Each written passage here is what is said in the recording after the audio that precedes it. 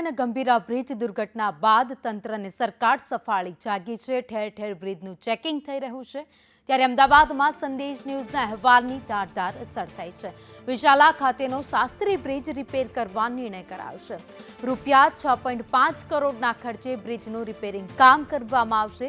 સંદેશ ન્યૂઝે પ્રસારિત કર્યો હતો જર્જરિત બ્રિજનો અહેવાલ। ત્યારબાદ હવે તંત્ર જાગ્યું છે અને આ બ્રિજનું સમારકામ કરવાનો નિર્ણય કર્યો છે। આરએનબી વિભાગે બ્રિજનું નિરીક્ષણ કરી સમારકામ માટે સૂચના આપી છે।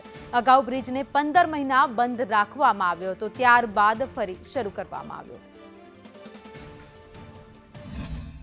ગંભીરા બ્રિજની દુર્ઘટના બાદ સંદેશ ન્યૂઝ દ્વારા જર્જરિત બ્રિજોના રિયાલિટી ચેક કરવામાં આવ્યા હતા, જેમાં શાસ્ત્રી બ્રિજ જે છેલ્લા ઘણા સમયથી જર્જરિત હાલતમાં હતો અને હજારોની સંખ્યામાં વાહન ચાલકોની અવરજવર થતી હતી, ત્યાં રિયાલિટી ચેક કરવામાં આવ્યું હતું અને જીવના જોખમની લોકો સવારી કરી રહ્યા છે તે અહેવાલ પ્રસ્થાપિત થયા બાદ તંત્ર હવે સાબદૂત દોડતું થયું છે અને સંદેશ ન્યૂઝની ઇમ્પેક્ટ બાદ વિશાલા ખાતે શાસ્ત્રી બ્રિજ ફરી એકવાર રિપેરિંગ કરવાનો નિર્ણય લેવામાં આવ્યો છે। અંદાજિત 6.5 કરોડના ખર્ચે બ્રિજનું ફરીથી રિપેરિંગ કામ કરવામાં આવશે।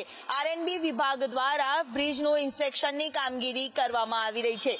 વાહન વ્યવહારને તકલીફ ન પડે તે બાબતને ધ્યાનમાં રાખીને બ્રિજનું સમારકામ કરવામાં આવે તેની સૂચના પણ આપવામાં આવી છે। જ્યારે સ્થાનિક તંત્રના અધિકારીઓ છે તે પણ અહીંયા બ્રિજ ઉપર પહોંચ્યા છે અને ઇન્સ્પેક્શનની કામગીરી છે તે હાથ ધરી છે।